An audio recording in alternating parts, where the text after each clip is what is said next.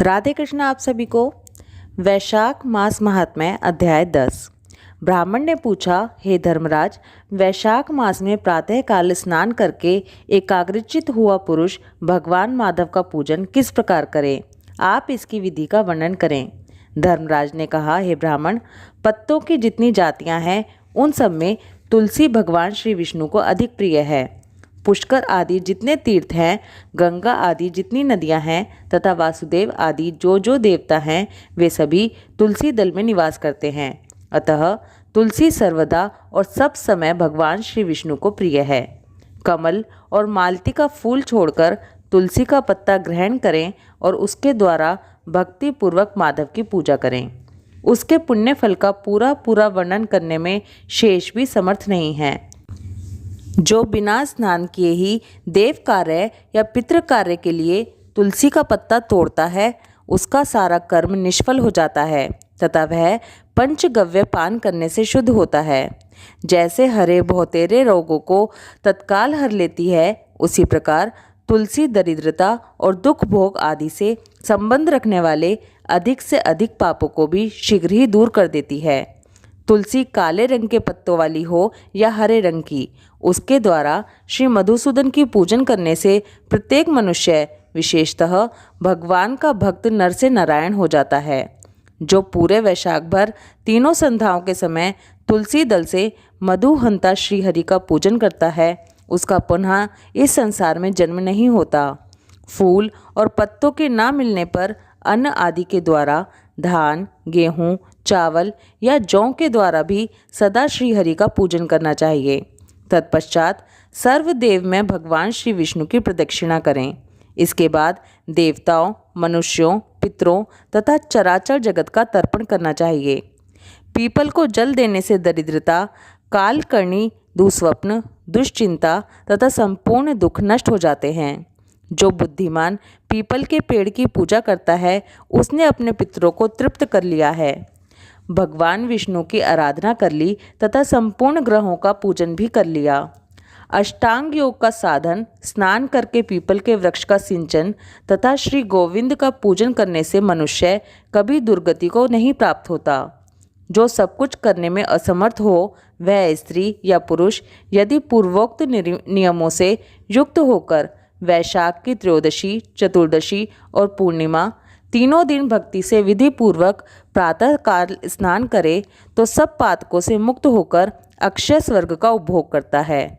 जो वैशाख मास में प्रसन्नता के साथ भक्ति पूर्वक ब्राह्मणों को भोजन कराता है तथा 3 रात तक प्रातः काल एक बार भी स्नान करके संयम और शौच का पालन करते हुए श्वेत या काले तिलों को मधु में मिलाकर 12 ब्राह्मणों को दान देता है और उन्हीं के द्वारा स्वस्ति वाचन कराता है तथा मुझ पर धर्मराज प्रसन्न हों, इस उद्देश्य से देवताओं और पितरों का तर्पण करता है, उसके जीवन भर के किए हुए पाप तत्काल नष्ट हो जाते हैं। जो वैशाख की पूर्णिमा को मटका यानी कि जल के घड़े, पकवान तथा सुवर्ण में दक्षिणा दान करता है, उसे अश्वमेध यज्ञ का फल मिलता है। इस विषय में एक प्राचीन इतिहास कहा जाता है, जिसमें एक ब्राह्मण का महान वन के भीतर प्रेतों के साथ संवाद हुआ था। मध्य देश में एक धन शर्मा नामक ब्राह्मण रहता था। उसमें पाप का लेश मात्र भी नहीं था। एक दिन वह कुश आदि के लिए वन में गया। वहाँ उसने एक अद्भुत बात देखी। उसे 3 महाप्रेत दिखाई दिए जो बड़े ही दुष्ट और भयंकर थे। धन शर्मा उन्हें देखकर डर गया। उन प्रेतों के केश ऊपर को उठे हुए थे, लाल लाल आंखें, काले काले दांत और सूखा हुआ उनका पेट था। धन शर्मा ने पूछा कि तुम लोग कौन हो? ये नार की अवस्था तुम्हें कैसे प्राप्त हुई? मैं भय से आतुर और दुखी हूँ, दया का पात्र हूँ, मेरी रक्षा करो। मैं भगवान विष्णु का दास हूँ, मेरी रक्षा करने से भगवान तुम लोगों का भी कल्याण करेंगे। भगवान विष्णु ब्राह्मणों के हितैषी हैं, मुझ पर दया करने से वे तुम्हारे ऊपर संतुष्ट होंगे। श्री विष्णु का अलसी के पुष्प के समान श्याम वर्ण है, वे पीताम्बरधारी हैं। उनका नाम श्रवण करने मात्र से सब पापों का क्षय हो जाता है। भगवान आदि और अंत से रहित शंख, चक्र एवं गदा धारण करने वाले, अविनाशी, कमल के समान नेत्रों वाले तथा प्रेतों को मोक्ष प्रदान करने वाले हैं। यमराज कहते हैं, हे ब्राह्मण, भगवान विष्णु का नाम सुनने मात्र से वे पिशाच संतुष्ट हो गए। उनका भाव पवित्र हो गया। वे दया और उदारता के वशीभूत हो गए। ब्राह्मण के कहे हुए वचन से उन्हें बड़ी प्रसन्नता हुई थी। उनके पूछने पर वे प्रेत इस प्रकार बोले कि हे विप्र, तुम्हारे दर्शन मात्र से तथा भगवान श्री हरि का नाम सुनने से हम इस समय दूसरे ही भाव को प्राप्त हो गए हैं। हमारा भाव बदल गया, हम दयालु हो गए। वैष्णव पुरुष का समागम निश्चय ही पापों को दूर भगाता, कल्याण से संयोग कराता तथा शीघ्र ही यश का विस्तार करता है। अब हम लोगों का परिचय सुनो। यह पहला कृतघ्न नामक प्रेत है। इसे दूसरे का नाम विदैवत है तथा तीसरा मैं हूँ, मेरा नाम अवैशाख है। मैं तीनों में अधिक पापी हूँ।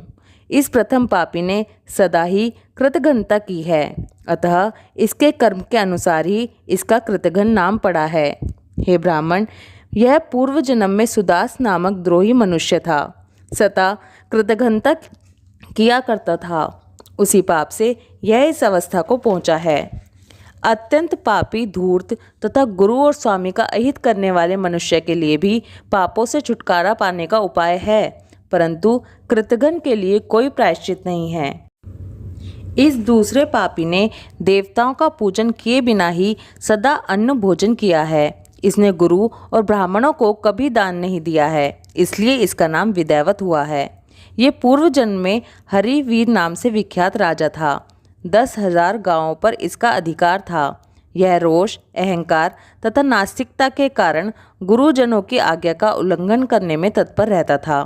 प्रतिदिन 5 महायज्ञों का अनुष्ठान किए बिना ही खाता और ब्राह्मणों की निंदा किया करता था।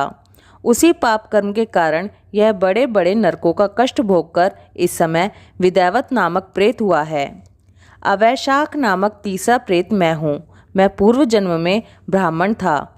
मध्य देश में मेरा जन्म हुआ था। मेरा नाम भी गौतम था और गोत्र भी। मैं वासपुर गांव में निवास करता था। मैंने वैशाख मास में भगवान माधव की प्रसन्नता के उद्देश्य से कभी स्नान नहीं किया, दान और हवन भी नहीं किया। विशेषतः वैशाख मास से संबंध रखने वाला कोई कर्म नहीं किया। वैशाख में भगवान मधुसूदन का पूजन नहीं किया तथा विद्वान पुरुषों को दान आदि से संतुष्ट नहीं किया। वैशाख मास की एक भी पूर्णिमा को, जो पूर्ण फल प्रदान करने वाली है, मैंने स्नान, दान, शुभ कर्म, पूजा तथा पुण्य के द्वारा उसके व्रत का पालन नहीं किया। इससे मेरा सारा वैदिक कर्म निष्फल हो गया। मैं अवैशाख नामक प्रेत होकर सब ओर विचरता हूँ। वैशाख मास महात्म्य अध्याय 10 समाप्त। ओम माधवाय नमः। राधे कृष्णा।